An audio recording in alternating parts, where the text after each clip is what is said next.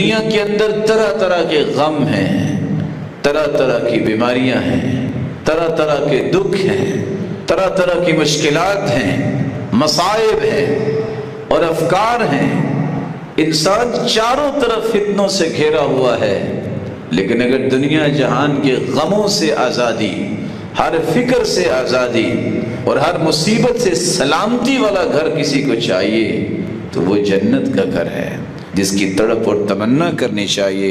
اللہ ذوالجلال قرآن مجید میں فرماتے ہیں لَهُمْ دَارُ السَّلَامِ عِنْدَ رَبِّهِمْ وَهُوَ وَلِيُّهُمْ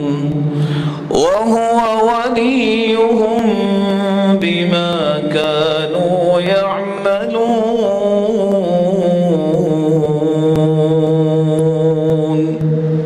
جنہوں نے نیک اعمال کیے ہیں اللہ تعالیٰ نے ان کے لیے سلامتی کا گھر رکھا ہے، ایسا سلامتی کا گھر جہاں کبھی مشکل اور مصیبت کیا انہیں کبھی دکھ یاد ہی نہیں آئے گا۔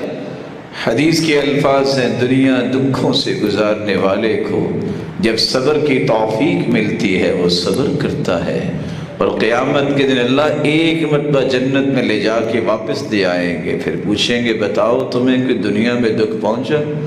وہ دنیا کے سارے غم اور دکھ بھول جائے گا، کہے گا اللہ مجھے تو کوئی دکھ آیا ہی نہیں۔ اللہ تعالیٰ یہ جنت ہر ایک کے نصیب میں فرمائے۔